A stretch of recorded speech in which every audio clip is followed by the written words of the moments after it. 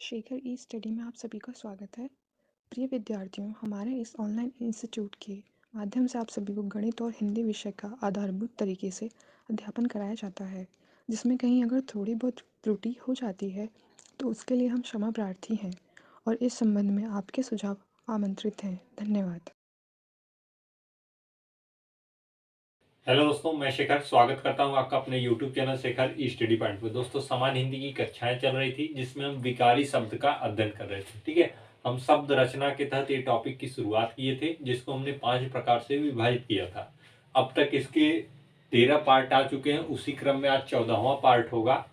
अगर आपने शब्द रचना को आरंभ से नहीं देखा है तो पार्ट 1 से देखना शुरू करिएगा और 14 पार्ट तक आज हम पहुंचने वाले हैं। ठीक है, देखिएगा, इसके पहले जितने भी टॉपिक बताए गए सारे महत्वपूर्ण हैं। शब्द रचना बहुत इंपॉर्टेंट टॉपिक होता है, आपकी परीक्षाओं में यहाँ से प्रश्न बनते हैं।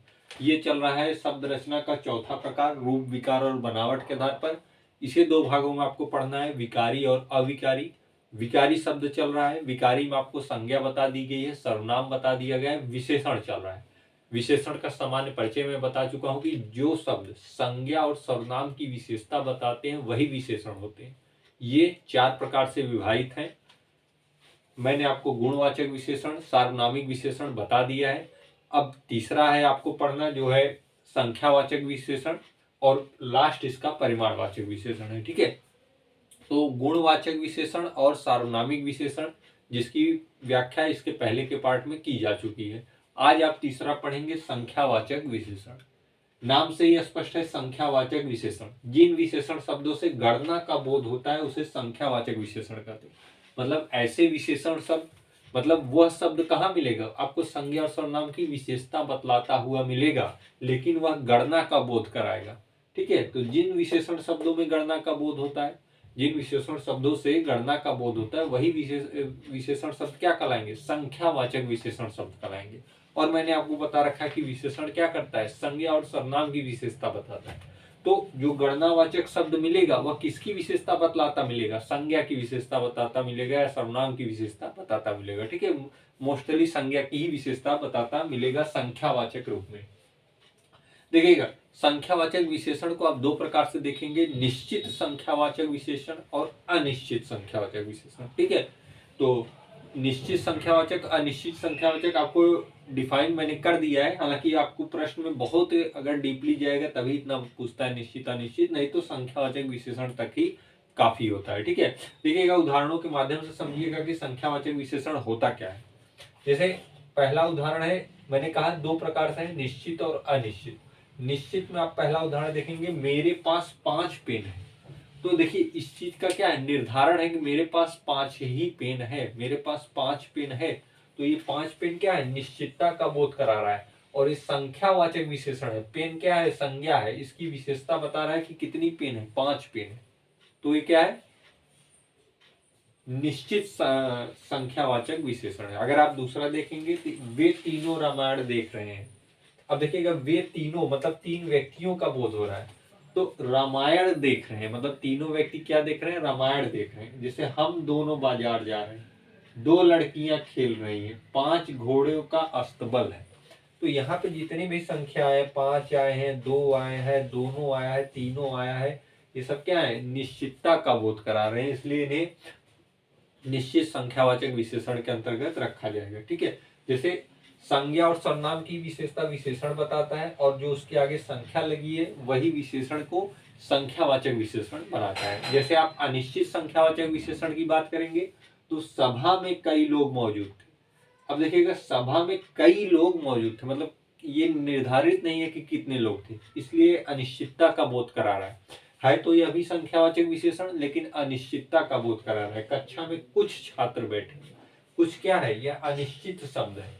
जो छात्र हैं उनकी संख्या निश्चित नहीं है, कुछ छात्र बैठे हैं, तो ये क्या है, अनिश्चित संख्यावाचक विशेषण है। यहाँ पर कई गुना घोड़े हैं, बाजार में कई दर्जन केले खरीदे, बाजार से कई दर्जन केले खरीदे, मतलब इन केले की संख्या निर्धारित नहीं है, एक निश्चित है कि अनिश्चित है। ठीक है, स्टेडियम में लाखों दर्शक हैं, तो देखिए दर्शकों की संख्या लाखों में है, ये लाख कितने लाख ये निर्धारित नहीं है, ये अनिश्चित है, लेकिन ये गणना संख्यावाचक है कि लाखों में है। लेकिन अनिश्चित संख्यावाचक विशेषण है। ठीक है, इस तरीके से आप उदाहरणों के माध्यम से समझेंगे संख्यावाचक विशेषण। एक और है आपका लास्ट चौथा प्रकार परिमाणवाचक विशेषण। ठीक है, तो देखिएगा आपको बताया जा चुका है क्या, गुणवाचक विशेषण, दूसरा सार्वनामिक विशेषण। अधिकतर प्रश्न सार्वनामिक से बनते हैं, इसलिए सार्वनामिक आप जरूर पढ़ लीजिएगा। मैंने बताया था सार्वनामिक विशेषण में सर्वनाम ही विशेषण का कार्य करेगा संज्ञा के आगे आकर। ठीक है, वो सार्वनामिक विशेषण होता है। अब ये है संख्यावाचक विशेषण, ये भी कंप्लीट हुआ। अब आइए देखते हैं परिमाणवाचक विशेषण। परिमाणवाचक विशेषण, परिमाणवाचक विशेषण मतलब जिसमें गणना की जाती है। ठीक है, वो इसके पहले था संख्या, उसमें संख्या बताई जाती थी कितने गुना है, या 1 है, 2 है, 3 है। इसमें परिमाण है, इसमें माप तौल होता है, मतलब इसमें मेजर किया जाता है। तो जहां संज्ञा और सर्वनाम से के माप तौल से संबंधित शब्द आते हैं वहां पे परिमाणवाचक विशेषण होता है। ठीक है, जहां संज्ञा और सर्वनाम के माप तौल से संबंधित अगर शब्द आपको मिल रहे हैं उस वाक्य में, तो वह वाक्य परिमाणवाचक विशेषण का उदाहरण होगा। ठीक है, क्योंकि विशेषण पढ़ रहे हैं तो संज्ञा और सर्वनाम की क्या होगी, विशेषता होगी उस माप तौल से, उस माप तौल से उस रिलेटेड संज्ञा सर्वनाम की क्या होगी, विशेषता होगी। ठीक है, तो जहां संज्ञा और सर्वनाम के माप तौल से संबंधित शब्द आए वह वाक्य परिमाणवाचक विशेषण होगा। ठीक है, जैसे देखिएगा ये भी दो प्रकार से आपको देखना है, निश्चित परिमाणवाचक विशेषण और अनिश्चित परिमाणवाचक विशेषण। आप जहां नोट्स बना रहे हैं वहां आप लिख लीजिएगा परिमाणवाचक विशेषण दो प्रकार से, निश्चित परिमाणवाचक विशेषण और अनिश्चित परिमाणवाचक विशेषण। तो आइए देखते हैं निश्चित परिमाणवाचक विशेषण। यहाँ भी शब्द वही है, निश्चित मतलब निश्चितता का बोध कराएगा, अनिश्चित मतलब अनिश्चितता का बोध कराएगा। ठीक है, जैसे राम ने बाजार से 3 मीटर कपड़ा खरीदा। अब आप कहेंगे सर 3 मीटर, हम फिर संख्यावाचक में क्यों न चले जाए। तो देखिए कपड़ा क्या होता है, मेजर होता है, माप तौल होती है इसकी। ठीक है, तो मीटर के हिसाब से 3 मीटर कपड़ा खरीदा। तो जब भी ये सारे शब्द आएंगे, मीटर, किलो, बीघा, एकड़, तोला, ये सारे क्या आएंगे, परिमाणवाचक में आएंगे। ठीक है, तो राम ने बाजार से 3 मीटर कपड़ा खरीदा। तो क्योंकि 3 मीटर क्या है, निश्चित है, और ये मीटर क्या दर्शा रहा है, परिमाणवाचक शब्द है। ठीक है, इसकी माप तौल संभव है, इसकी माप की जा सकती है। ठीक है, तो मोहन के पास 4 बीघा जमीन है। देखिए अब ये बीघा आया है, 4 बीघा, ये भी परिमाण की बात करता है। ठीक है, तो जमीन की माप तौल बता रहा है, कपड़े की माप तौल बता रहा है। मीना के पास 50 तोला सोना है। देखिए 50 तोला मतलब आर्गुमेंट जो होते हैं, आभूषण जो होते हैं, उनकी माप तौल के तोला में की गई है। तो सोने की माप तौल यहाँ पे बताई जा रही 50 तोला, मतलब निश्चित है। 50 तोला, 4 बीघा, 3 मीटर, ये सारे क्या है, निश्चित है। कल्लू बाजार से 3 लीटर तेल लाया। अब देखिए तेल भी मेजर में होता है, कितने लीटर है, 1 2 3 4, ये सब क्या है, लीटर में आते हैं। ठीक है, तो ये परिमाणवाचक विशेषण हो गया।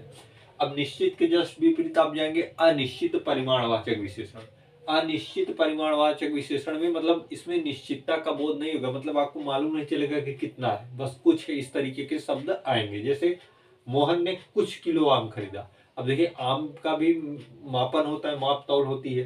तो कुछ किलो आम खरीदा मतलब अनिश्चितता का बोध करा रहा है, तो यहाँ पे अनिश्चित परिमाणवाचक विशेषण होगा। देखिए किलो शब्द आया, लीटर, तोला, बीघा, मीटर, ये सब क्या है, परिमाणवाचक शब्द के अंतर्गत आएंगे। ठीक है, थोड़ा सा नमक दे दीजिए। अब देखिए नमक की क्या होती है, मेजर होती है, 1 किलो, 2 किलो, पाव भर, इस तरीके के मेजर होंगे। तो थोड़ा सा नमक दे दीजिए, अनिश्चित है, ये क्या है, अनिश्चित परिमाणवाचक विशेषण। कल्लू की लंबाई कई फीट है। अब कई फीट मतलब कितनी फीट है ये नहीं तय है, लेकिन फीट शब्द है, परिमाणवाचक है। तो कई फीट मतलब अनिश्चित परिमाणवाचक विशेषण है। उसके पास कई एकड़ जमीन है, मतलब कितने एकड़ है ये निश्चित नहीं है। तो कई एकड़ शब्द क्या है, अनिश्चितता का बोध करा रहा है, संज्ञा और सर्वनाम की विशेषता बता रहा है, इसलिए परिमाणवाचक विशेषण हुआ। तो हम कहेंगे परिमाणवाचक विशेषण में अनिश्चित हुआ, या कह सकते हैं अनिश्चित परिमाणवाचक विशेषण है, उसके पास कई एकड़ जमीन है। ठीक है, तो यही था आपका विशेषण, जिसके 4 प्रकार हमने बताए। विशेषण शब्द संज्ञा सर्वनाम की विशेषता बताता है, इसे 4 प्रकार से आप पढ़ेंगे, गुणवाचक, सार्वनामिक, संख्यावाचक, परिमाणवाचक। इसके पहले मैंने आपको बताया था, देखिए विशेषण के साथ एक विशेष शब्द आपसे पूछा जा सकता है, जिसकी विशेषता बताई जाती है वही विशेष होता है। जैसे राम अच्छा लड़का है, तो राम की विशेषता बताएगी तो राम विशेष है। अच्छा लड़का मतलब विशेषण बता रहा है, अच्छा शब्द। ठीक है, संज्ञा सर्वनाम की विशेषता बताता है, वही विशेषण होता है। एक प्रविशेषण शब्द, मैंने भी उसकी व्याख्या की, जो विशेषण की भी विशेषता बता दे वो प्रविशेषण होता है। जैसे राम बहुत अच्छा लड़का है। अभी तो राम अच्छा लड़का था, लेकिन अब राम बहुत अच्छा लड़का हो गया, मतलब अच्छा में भी बहुत अच्छा हो गया। तो विशेषण की भी विशेषता हो गई। बहुत शब्द क्या हो गया, प्रविशेषण हो गया। तो विशेषण शब्द पूछा जा सकता है, विशेष शब्द पूछा जा सकता है, प्रविशेषण शब्द पूछा जा सकता है। इन सारी चीजों की चर्चाएं पीछे के पार्ट में की गई हैं, आप जरूर देख लीजिएगा, ठीक है। उसके बाद विशेषण के चारों भाग बता दिया मैंने आपको। गुणवाचक, जहाँ पे गुण को लंबा मोटा पतला इस तरीके के हो, गुणवाचक विशेषण। और उसके सार्वनामिक विशेषण, मतलब सर्वनाम संज्ञा के आरंभ में आके संज्ञा की विशेषता बतला दे, विशेषण का कार्य कर दे, वहां सार्वनामिक विशेषण होता है। उसके बाद मैंने बताया संख्यावाचक विशेषण, यहाँ पे अभी अभी मैंने आपको बताया। फिर आपका परिमाणवाचक विशेषण ये रहा। तो विशेषण यहाँ पे समाप्त होता है। अब आपकी आएगी क्रिया। जो विकारी शब्द में संज्ञा सर्वनाम क्रिया विशेषण है, तो संज्ञा सर्वनाम विशेषण आप देख चुके हैं। आपकी बची क्रिया। क्रिया को हम अगले पार्ट से आरंभ करेंगे।